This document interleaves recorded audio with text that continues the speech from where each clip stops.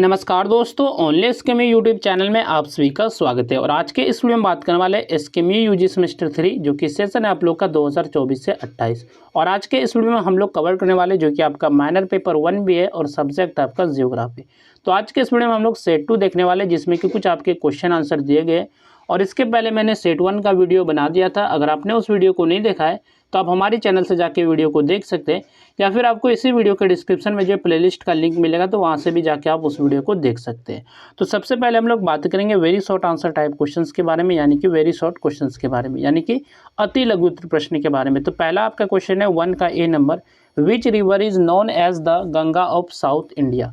तो दक्षिण भारत की गंगा किस नदी को कहा जाता है। तो दक्षिण भारत की गंगा जो है किस नदी को कहा जाता है, तो इसके बारे में आपसे पूछा गया है।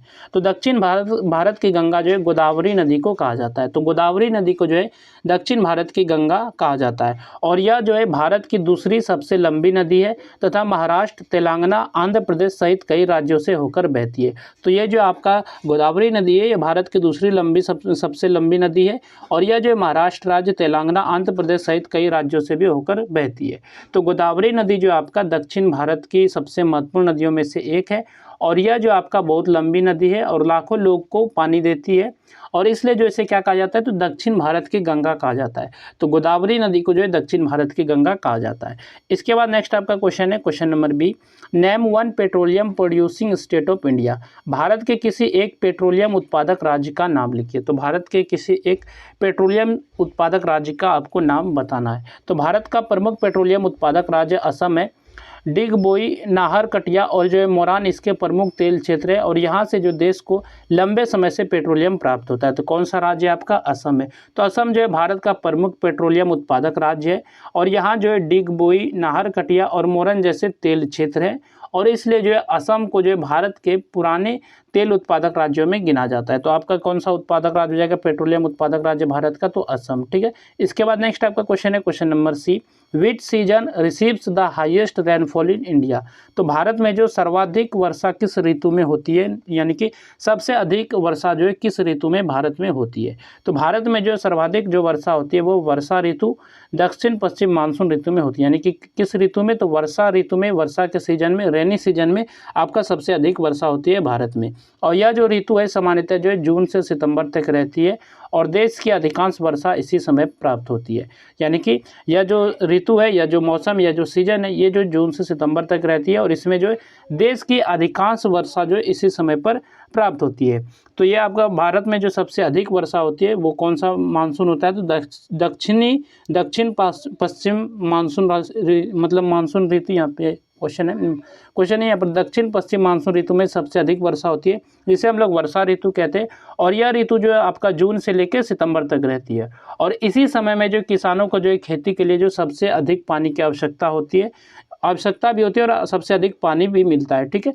इसके बाद नेक्स्ट आपका क्वेश्चन है क्वेश्चन नंबर डी आपका है, name 1 silk producing district of Jharkhand. तो झारखंड के किसी एक रेशम उत्पादक जिले का नाम लिखिए। तो झारखंड के किसी एक जो है जिले का नाम बताना है जहाँ के रेशम का उत्पादन किया जाता है, यानी कि रेशम उत्पादक जिले का नाम आपको बताना है। तो झारखंड का जो दुमका जिला है प्रमुख रेशम उत्पादक जिला है। यहाँ पर जो रेशम उत्पादक जिला है दुमका। यहाँ जो विशेष रूप से तसर रेशम का उत्पादन होता है और जो राज्य के महत्वपूर्ण कुटीर उद्योगों में शामिल है। तो झारखंड का जो दुमका जिला है तो ये जो है तसर रेशम के लिए प्रसिद्ध है, तसर रेशम के लिए जो है फेमस है। और यहाँ जो बड़ी मात्रा में जो रेशम को उत्पादन होता है, इसलिए जो है दुमका को जो है प्रमुख रेशम उत्पादक जिला माना जाता है। तो ये आपका झारखंड का किसी एक रेशम उत्पादक जिले के बारे में पूछा गया था। दुमका आपका जो सबसे प्रमुख है रेशम उत्पादक जिले में। ठीक है। इसके बाद नेक्स्ट आपका क्वेश्चन है, which crop is known as the rabi crop. Rabi फसल के रूप में कौन सी फसल प्रसिद्ध है। तो रबी फसल के बारे में बताना है, कौन सी फसल जो है प्रमुख है, प्रसिद्ध है। तो गेहूँ जो आपका रबी फसल के रूप में सबसे प्रसिद्ध है, यानी कि गेहूँ जो फसल है आपका ये रबी फसल का उदाहरण है। और इसकी बुआई जो है अक्टूबर से दिसंबर के बीच तथा कटाई जो है मार्च से अप्रैल के बीच की जाती है। यानी कि इसकी जो बुनाई है, इसका जो लगाया जाता है अक्टूबर से दिसंबर के बीच, और इसकी कटाई जो है फसल जो काटना पड़ता है तो यह मार्च से अप्रैल के बीच काटी जाती है। तो गेहूँ जो आपका रबी फसल जो सबसे अधिक प्रमुख है और इसकी बुनाई तो अपने सर्दियों के मौसम में जैसे कि अक्टूबर से दिसंबर में होती है, और इसकी कटाई जो होगी गर्मी के मौसम, गर्मी शुरू होने से पहले मार्च अप्रैल में की जाती है। तो ये जो आपका रबी फसल का उदाहरण है। इसके बाद यहाँ से आपका शॉर्ट आंसर टाइप क्वेश्चन है, यानी कि शॉर्ट क्वेश्चन है। तो शॉर्ट क्वेश्चन पे चलने से पहले बात कर लेते हैं इस पीडीएफ के बारे में कि ये पीडीएफ आप लोग कैसे डाउनलोड कर सकते हैं और सभी क्वेश्चन आंसर को अच्छे से पढ़ सकते हैं। तो ये पीडीएफ आपको हमारे टेलीग्राम चैनल ओनली SKMU पे मिल जाएगा, तो वहाँ से जो आप इस पीडीएफ को डाउनलोड करके अच्छे से पढ़ सकते हैं। या फिर अगर आप टेलीग्राम पे नहीं सर्च कर पाते हैं तो इसी वीडियो के डिस्क्रिप्शन में आपको पीडीएफ का लिंक मिलेगा, तो वहाँ से भी जाके क्लिक करके आप जो है टेलीग्राम पे रिडायरेक्ट हो जाएंगे और वहाँ से आप पीडीएफ को पढ़ सकते हैं। तो क्वेश्चन नंबर 2 जो कि आपका शॉर्ट क्वेश्चन है, explain the climate of Jharkhand, Jharkhand की जलवायु का वर्णन कीजिए। तो झारखंड का जलवायु किस प्रकार है, कैसा है, तो इसके बारे में आपको वर्णन करके बताना है। तो झारखंड की जो जलवायु है उष्णकटिबंधीय मानसूनी प्रकार की है। तो किस प्रकार की जलवायु है, तो ये जो आपका उष्णकटिबंधीय मानसूनी प्रकार की यहाँ की जलवायु है। और राज्य की जलवायु पर जो है मानसून, ऊंचाई, पठारी भूआकृति तथा वनों का विशेष प्रभाव पड़ता है। और यहाँ जो है वर्षा को मुख्य रूप से 3 ऋतुओं में बांटा जाता है। पहला आपका है ग्रीष्म ऋतु जो कि मार्च से जून तक रहती है। इसके बाद इस समय जो तापमान अधिक रहता है और कई स्थानों पर गर्म हवाएं चलती है। वर्षा ऋतु आपका है जून से सितंबर तक रहती है, ये दूसरा आपका है। और इस अवधि में जो दक्षिण पश्चिम मानसून से अधिकांश वर्षा होती है। और राज्य में जो औसत वार्षिक वर्षा लगभग जो है आपका 100 से 140 सेंटीमीटर के बीच होती है। और वर्षा से जो है कृषि यानी कि खेती, जल स्रोत और वनस्पति को लाभ मिलता है। और शीत ऋतु जो आपका नवंबर से फरवरी तक रहती है, और इस समय जो होता है कि मौसम ठंडा, शुष्क और जो सुखद रहता है। रांची, नेतरहाट और हजारीबाग जैसे ऊंचे क्षेत्रों में जो तापमान जो है अपेक्षाकृत जो है कम रहता है, और पठारी भागों में जो गर्मी मैदानी क्षेत्रों की तुलना में कम महसूस होती है। और यही जलवायु जो कृषि, वन और लोगों के दैनिक जीवन को जो है प्रभावित करती है। तो ये आपका क्लाइमेट था झारखंड का, यानी कि झारखंड की जलवायु के बारे में था। इसके बाद नेक्स्ट आपका क्वेश्चन है, क्वेश्चन नंबर जो 3 है आपका, describe the industrial corridors of India. तो भारत के औद्योगिक गलियारों का वर्णन कीजिए। तो भारत के आपको औद्योगिक गलियारे यानी कि इंडस्ट्रियल कॉरिडोर के बारे में आपको वर्णन करके बताना है। तो भारत के जो औद्योगिक गलियारे ऐसे विशेष क्षेत्र है जहाँ के उद्योग, सड़क, रेल, बंदरगाह, बिजली और अन्य आधुनिक सुविधाओं का एक साथ विकास किया जाता है। और इनका जो उद्देश्य होता है, इनका जो ऑब्जेक्टिव होता है वो उद्योगों को बढ़ावा देना होता है, रोजगार बढ़ाना और आर्थिक विकास को तेज करना है। और भारत सरकार ने जो औद्योगिक उत्पादन और निवेश को बढ़ाने के लिए कई प्रमुख औद्योगिक गलियारों का विकास किया है। पहला आपका है दिल्ली मुंबई औद्योगिक गलियारा, यानी कि दिल्ली मुंबई इंडस्ट्रियल कॉरिडोर्स। ये जो आपका सबसे बड़ा है और जो महत्वपूर्ण गलियारा है, और यह जो उत्तर भारत को पश्चिमी तट से जोड़ता है। इसके बाद आपका दूसरा गलियारा है चेन्नई बेंगलुरु औद्योगिक गलियारा, जो कि दक्षिण भारत में उद्योगों और सूचना प्रौद्योगिकी के विकास में सहायक है।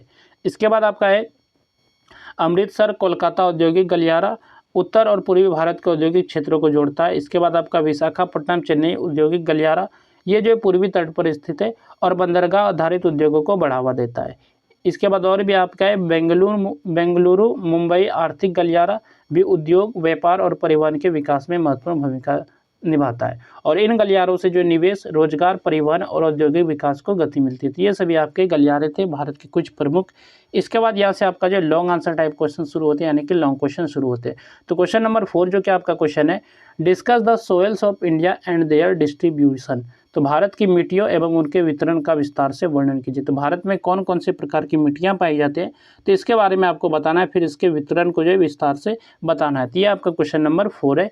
इसके बाद नेक्स्ट टाइप का क्वेश्चन है, क्वेश्चन नंबर जो कि 5 है, explain the distribution and usages of coal in India. तो भारत में कोयले के वितरण एवं उपयोग का वर्णन कीजिए। तो भारत में जो कोयले के डिस्ट्रीब्यूशन के बारे में बताना है और कोयले के क्या क्या उपयोग है, तो इसके बारे में भी आपको बताना है। तो ये आपका क्वेश्चन नंबर 5 है।